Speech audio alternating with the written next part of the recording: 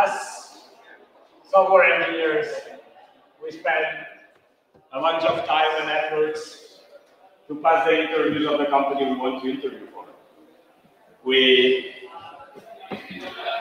take our best coats, our black t-shirt, and our jeans, and we go to the interview hoping to pass every challenge they give us. We haven't the challenges that don't make sense at all because they ask us to. Like, we pass coding interviews that are about algorithms that actually we'll never use at our job, at our workplace. It's a little bit like if you would ask an accountant to do a big division by hand. When he asks, why I cannot use a calculator? Say, no, I want to know if you do a division. That's not my job, that's the same. Like, I've never found myself speaking with a colleague and saying, how's the inversion of the binary tree that you've been doing lately? Oh, yeah, it's going great. Oh, yeah, is it a logarithmic cost or is it all? No, it's actually my time complexity is n. Oh, loser, you know. Or I've never find myself doing a performance review and say, I found 5 palindromes. I should have a raise. In the other hand, we don't have much literature about how we should choose a company to work in. Like, you can find books like Cracking the Coding Interview. You can have books like, how you should answer the questions that they're asking you, like how you should, like, exaggerate your victories and like embellish like the mistakes that you've been doing in the past. But when it comes to saying, is that company a good fit for me? Like, it's actually hard to find a single article. And the reality is that if you work in a company, most of the time, they're investing way less in you than you're investing in them. Like, when I was working at Facebook, when I left, there was 5,000 engineers. The risk of Facebook of hiring a bad engineer was actually pretty low. But in my case, or in your case, you're investing your most valuable resource. You're actually investing your time. You're investing 1,900 hours every year at the job that you're going to choose. And not only this, but you'll not be able to leave this job for a while. Yeah, we are doing a big commitment. Like, if a company fires someone after a couple of weeks, no one will know. But if you're in your CV, you have a job where you've been 3 months, the next job you're going to take, the recruiter will ask, why did that happen? And will ask a bunch of questions about why didn't you stay longer?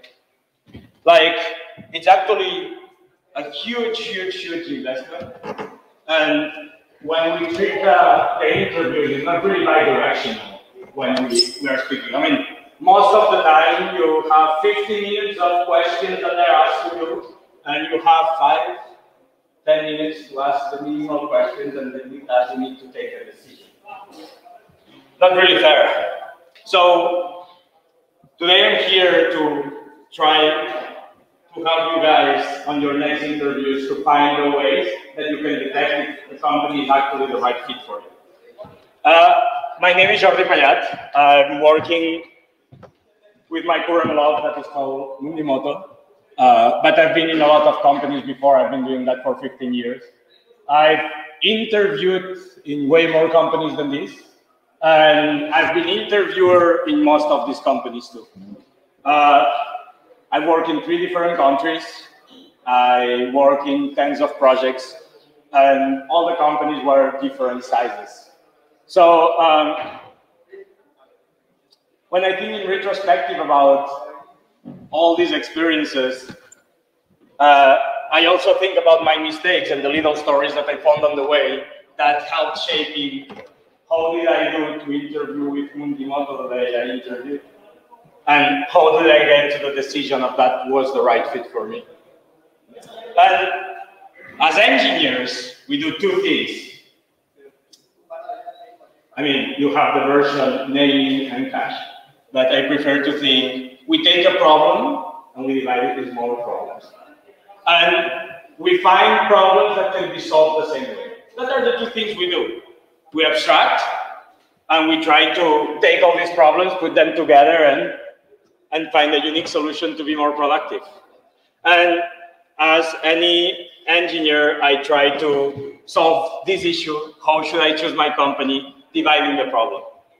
And to do this, what I try to do is thinking about what do I get from the company?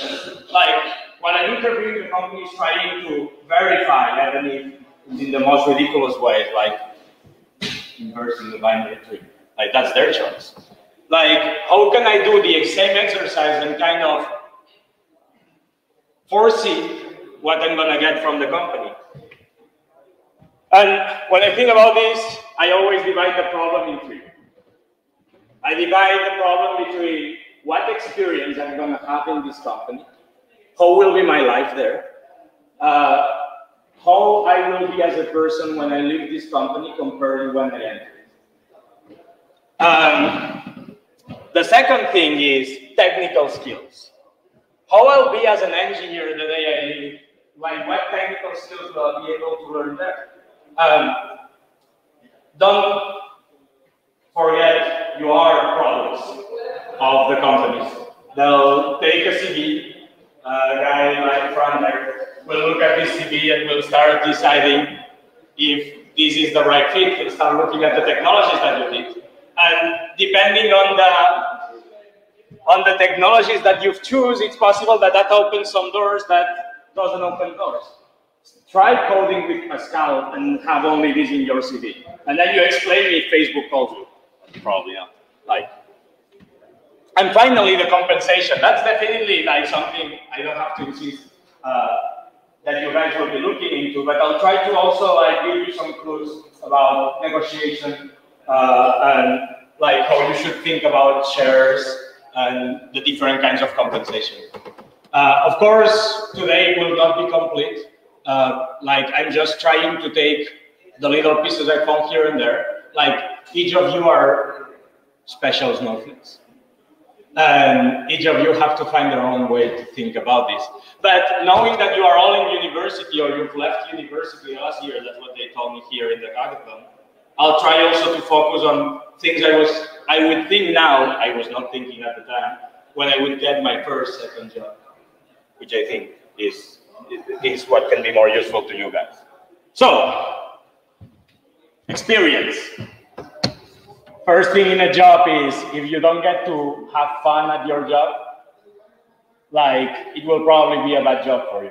Not because having fun is the most important thing or some hippie stuff that they can explain you. The reality is that the way to be productive at your job is to have fun there.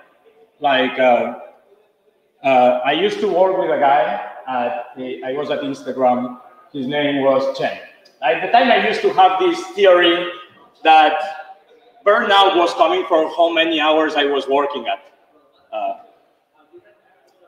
Chen was a guy that was always in the office when I was there. Like, at start it was normal. I'm not a guy that makes like 10, 12, 13 hours. Like, but I started observing this pattern, and one day I was coming back from Spain, I was jet lagged, and I said, this time Chen will not be there because I'm gonna get at the office at 6 a.m. I arrived there, it was always the same. And I would arrive, it would look like this on the side. He arrived at 6 a.m. No problem, one day I arrive at 12. I'm gonna leave at 9 today. I'm gonna do a big day of work, Chen will not be there. I'll finally get my badge. It's 9 a.m. I'm looking at Chen saying, I'm NPN saying, Chen leave. No, never left.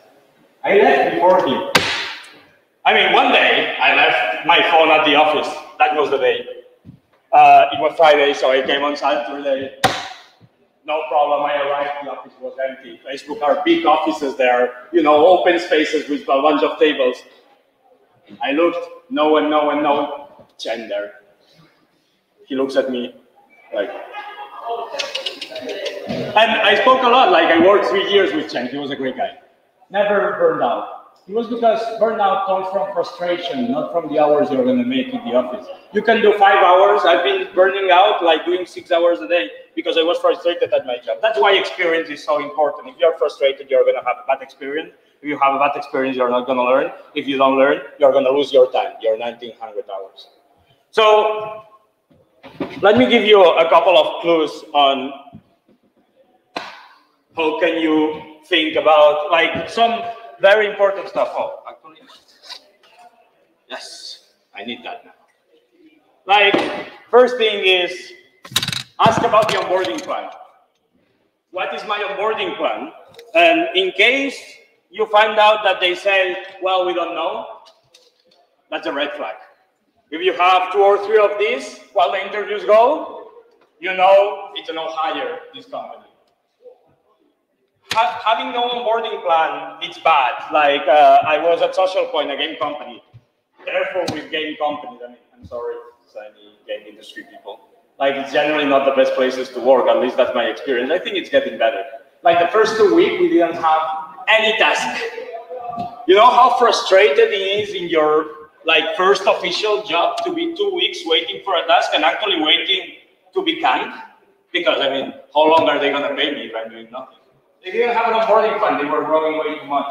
Like, that's not a good experience if you are new. Which doesn't mean that the onboarding plan has to be super specific. Like, when you join Facebook, you enter in a thing that is called a boot camp. You have no team. And you have a bunch of little tasks that you're gonna start doing. And you enter like in this world where you are in this bag of engineers that need to find a job. It's like you do a second round of interviews. Not like you're gonna be fired, like the teams are willing to find engineers, they fight for the engineers. Like, that's a great onboarding plan. The onboarding plan doesn't have to be like, oh, that will be your mentor, or that will be your team. But there has to be one, it has to be clear, and you have to be aligned with it. The second part that I look into the experience is diversity. And there's a lot of kinds of diversity that you guys should look into. Is there gender diversity? Is there race diversity? All these are great, and seriously, like, your experience will completely change. Because when you have different points of view in the room, when you have people with different backgrounds and different ways of thinking, the quality grows. And being a team where there's quality, where there's people thinking, like, there's no better way to learn to be a better human than empathy. Diversity will help you a lot to understand that could be you're wrong about stuff. I mean, not me, but like, most of the people are wrong about stuff. But diversity can also work in different ways. Like, if it's your first job, what I really recommend you is that you find a place where you can work with different actors. Product managers, like designers for sure. People that do different disciplines, back-end engineers if you have a front-end engineer, people from marketing, like you learn. For example, I remember my first time on Instagram, I was with an engineer called, they decided to install Yusef. I still think about him a lot, almost, every month. At the time, there was a Trump election, and there was, like, Russia was a lot on us. Like, we were building a feature on Instagram so we would allow businesses and stuff like this to enter the social network. It was pretty cool. The problem is that when you start giving new features to a set of people, there's people that want to exploit that. So Russians started attacking our APIs, and we're with Yusef, like, hours looking into these APIs and looking into these attacks, finding the patterns. Like, I've never grown much as not only as an engineer, but as a PE person than working with him. He was this part of meet product, meet data science. If you can find this kind of diverse background in someone that actually thinks really different than you, that's the moment you're going to grow. When you are doing interviews, you should ask, who I'm going to go work with? What are the actors that I'll be working with? Is this actors and actresses, like people that actually don't do the same thing as me? Like, in our company, I was working at 20. You guys are too young for that. It was a social networking space until Facebook arrived. It worked very well along a lot of people. But we were a bunch of white dudes doing the same job like the team was behind us. I don't recommend that. I learned a lot technically, but took me a step back on understanding how to work with different partners, and that's so important. Top-down versus bottom-up. I mean, the first thing, if you ask, is that a company that is top-down versus bottom-up, they say top-down? Raise a flag. And it's not because, you know, we are rebels and we don't want to be ordered things. It's that good technical decisions are taken with context. You need context to take technical decisions. If someone that is not coding is willing to take a technical decision for you, like who has the context, who's working 8 hours a day on this while they are spending 1 hour of their time, like, why did they hire you? It was Steve Jobs that used to say, I don't hire people to tell them what to do. I hire people so they tell me what to do. That's the kind of company you want to be at. It's different than you say, oh, you know, like the company states very clearly what are the priorities of the product, yada, yada, yada. That's okay. You have to find where will be your space, where you actually will be able to take decisions. Because if you can take decisions, you'll make mistakes. If you'll make mistakes, you'll learn. Ken Beck used to say that all the time. He'd say, oh, I'm not, you know, smarter than you. I just did all the mistakes you haven't done yet. So, like, I know that doesn't work. And that's what will make you work. But in the other hand, when you have a bottoms-up organization, you'll be able to move where you want and really experiment all the options and also get out of there with the responsibility. And if you have the responsibility, you'll not be able to blame someone else to say, oh, you know, it was their fault, that's why it didn't work. And finally, on the experience, another thing that is so important is the engineering culture. Like, and don't misunderstand me, like, the engineering culture is about, if you ask a teammate and say, what's the engineering culture, and say, I don't know, that's the red flag. There's not a bad engineering culture, there's not a bad culture in the world. Culture is about the circumstances and how we find patterns that we always solve the same way. Like, when we joined Facebook, I remember I was coming from an engineering culture. We were very test-driven. We were doing a lot of quality. We got big discussions about architecture and software design. It was actually pretty cool. I was in love with this culture, like, and I actually understand like this is my way to be. But when I arrived there and we were in this bootcamp I was explaining you about, when you arrive at a place, the first thing you have to do is look at the pull requests of other people. I will explain you how people are thinking, what's their culture, how they are coding. And also, remember that copy is the best thing you can do as a software. Like, 80% of my code is copy-based. I'll tell you that. Whatever is Stack Overflow or some other part of the code base. I'm not here to reinvent the wheel. But I looked at the pull requests, and none of my pull requests did have tests. These guys were launching to 1 billion users, making changes on the backend, and when you were releasing at Facebook, the server, the first time you released, you know, you were in an IRC chat with a guy called Chuck. Everyone was afraid of Chuck. If Chuck was unhappy with you, he would downgrade your karma. That's true. And then you would have less karma. And that means that you could not do a hotfix, stuff like this, you would say no.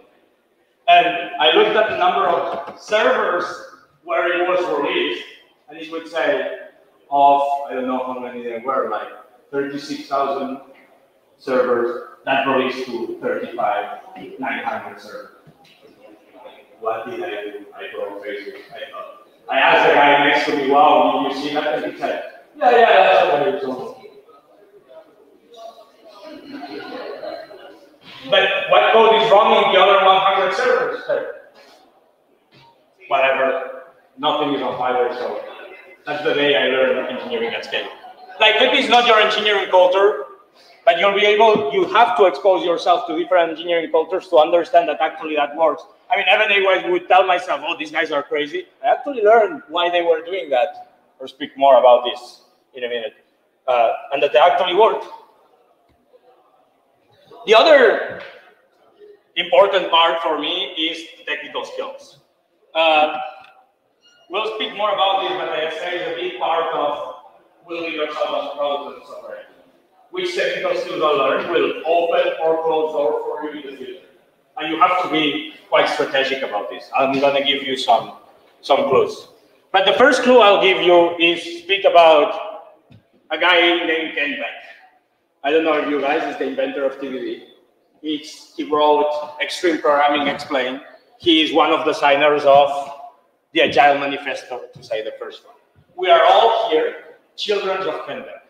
Like our engineering culture of the way you guys do hackathons, this guy started to believe waterfall programming was shit, and actually what you needed to do is start thinking that how can I do release cycles that are super short? Exactly what you guys are doing here in 36 hours. That's what he was teaching. He was saying, actually, before I get feedback, the faster I can decide my ideas. While I was at Facebook, he was working there too, and he invented this theory. And I'm explaining you that because he theorized that there was 3 kinds of projects, or a project would go through 3 phases. And each phase has different ways of thinking about software engineering, and you guys need to find the way to expose yourself to all these kinds of projects and see what it goes. The first is explore. Explore is the hackathon. I have an idea. 90% of problems is skill. 10% or 5% could be a good idea, and users will like it. What's the goal here? Do as much shitty code as you can, so you can release something fast and see if the users like it. If the users like it, fantastic. The users don't like it, next idea. And that's what the hackathon is about. This is just an engineering technique, and it's a way of doing engineering that you'll find. When I was saying, you know, they release code fast and they try at Facebook, why does that work? Facebook is very good at that. They would release little stuff, and detect where they would have this up, you know, this little part where you enter in the second phase, that is the expand. The expand is, there's fire everywhere. Like, right now at Mundimoto, we're in this phase. Like, we cannot sell, we sell too many motorbikes. We are trying to transport motorbikes to the clients, and we don't scale. People are with Google Maps, trying to make paths for 20 roads of cars, or I don't know, like, they use an Excel to handle like 1,000 cells. It's impossible, it doesn't scale. Like, there's fire everywhere. And then you build then things to scale the situation and hope. It's like being Indiana Jones with, you know, the ball behind you. You're running and you just hope the ball will not pass over you. That's the expand phase. At Facebook, there was a lot of experts in that. You would be in a chat or somewhere, or you would post, oh, you know, I'm building this product, but all of a sudden it's going super slow on when I do this operation. And some guy would enter the post and say, oh, where's your code? They would come like 2 days after, you would have a PR with this guy solving the issue, moving from Postgres to Cassandra. An expander. Like, they remove fires. And finally, you have the extract. The extract, you have 1 billion users. If you make a mistake, you lose a bunch of users. If you do it right, you win a 1%. That's the extract phase. A lot of companies are there. You have to find the ways you will be able to expose yourself to each of these projects and learn what you like. Being a full stack versus being a specialist. Who is a full stack person here or considers themselves a full stack engineer? No one? Backend? Frontend? Not engineers alone? Like, my recommendation when you start your career is that it's good to be a specialist. Like, it's easier, especially, for example, I started thinking as an engineer, that was my experience. It makes you very in contact with the product. You work with designers, you work with product managers, you work with a bunch of people, you learn a bunch about all this. Being a specialist at start, it's great, but you have to find the moment that you'll be able to grow your scope. Because at the end, being a specialist is like living with a screwdriver. It's great, you can be the best screwdriver guy screwing stuff. But one day they'll bring you a nail. You'll be there screwing and you will not. you know. And if we want to be an engineers, we try to solve problems wherever they come from. You need the full stack to understand where the problem needs to be solved. And finally, technologies they use. I spoke about this. You are a product, you need to decide which technologies you use based on what the companies need. You know, if you choose the wrong technologies or you use a very old technology, you limit yourself in which companies you'll be able to work. Like personally, when I was hired at Snapchat, for example, I was hired because I was a good iOS person. Like I use iOS engine. Like that's okay. Like iOS people are needed. Like Android people are needed. That's a good way to enter these companies because like there's a shortage of it. And you have to make market study and think about like how are you going to market yourself. But in the other hand, you have to expose yourself to more technology because this technology is a way to think. It's a way to approach engineering that is different. That's the reason why we didn't all get to the same language at the end. And we have multiple. It's not because we like to have multiple languages, it's that we actually need to solve problems that are different. It's not the same Python than Java. It's not strong type than lousy type. And you need to try all of them. Okay. Compensation. A couple of tricks about compensation. Of course, I don't have to say the bigger the compensation, the better, because I mean, but like of course, your first goal is that you need to have a good living, and if they're going to give you a compensation that you'll not be able to pay your rent, it's bad. Like I also have to tell you, it's not all about the number. Like working in the Bay Area in Silicon Valley, you can say, oh, they are paying me $100,000. Oh my God, I'm rich. Wait until you pay $3,000 for your apartment. Not that rich. Wait when you learn that actually California has taxes over 45%. Huh. You are not making that good of a good living. And that's true. Like actually, in the Bay Area right now, you can have a low-income house if you earn less than $110,000. That's what the definition there of having needing help for your government is $110,000. So it's not all about the number. But of course, take a look on where you're going to live. What are your expenses? But today I want to give a couple of tips that I think are good about when you have to do the first negotiation of your salary. One trick that recruiters will use is they're going to ask for your salary. How much are they? Like that's playing poker with, oh, what's your card? Oh, yes, sir. Like, have an amazing. What's your card? We don't show our cards. Oh, like, first, for me, asking to the company to say, okay, you have this posting, you're interested in me, what's the range of salary you're thinking of? I mean, if you're thinking a range of salary that is already not in mind, like let's not lose all of our time, you know? Like that seems fair. Like a company that will not be willing to ask you to tell you how much they are willing to pay to be. Don't ask it the first question. Hi, how much do you pay? Well, I mean, there's, by the way, like good places like personal engineering versus Slack that you can find offers there. The offers come with the range of prices. Like it's always for me the good sign that the company is willing to say what range they are looking for, so you can be interested. Like if they ask me how much I'm making, I'm saying, I mean, they can say, what are your expectations? That's another discussion.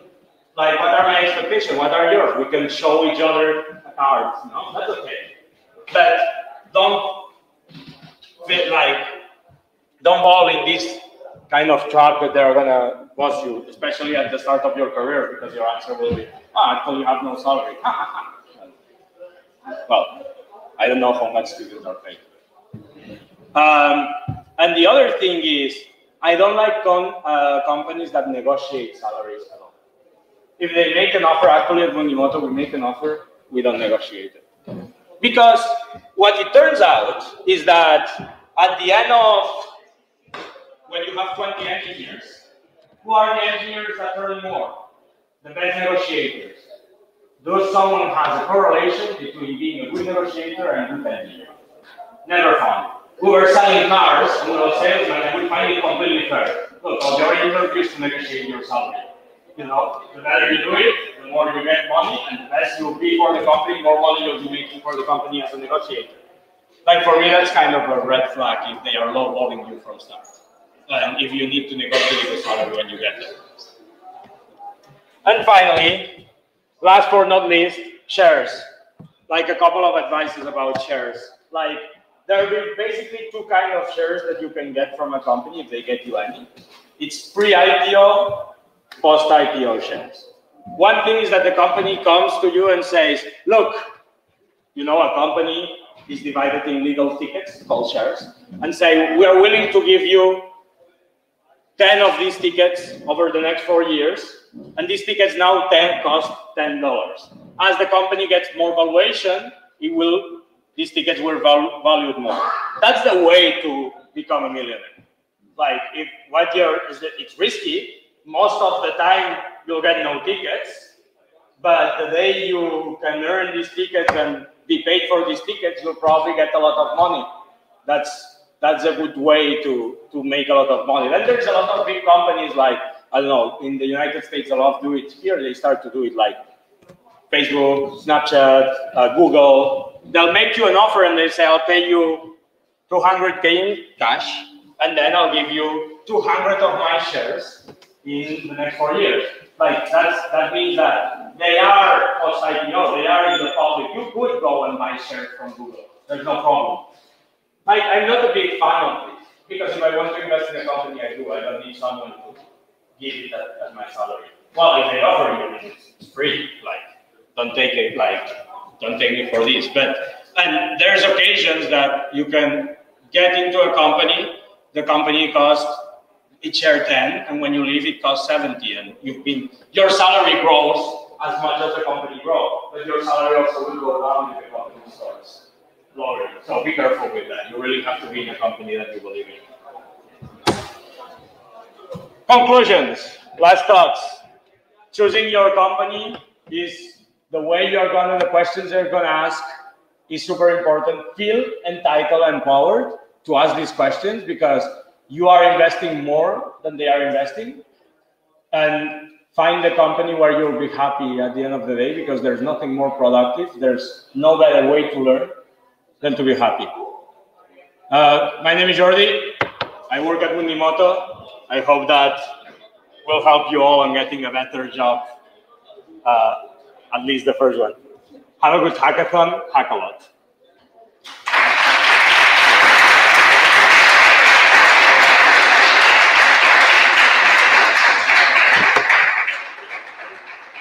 Any question? We are in the Mundimoto stand. A51, we have a great challenge. We give iPads. Any person, first prize is an iPad forever. Second prize is an electrical scooter. And any hacker has the right to a 200 something on motorbike. So, okay. Come to see us and we'll be happy to speak more. If you have any questions about how to choose your company, let me know.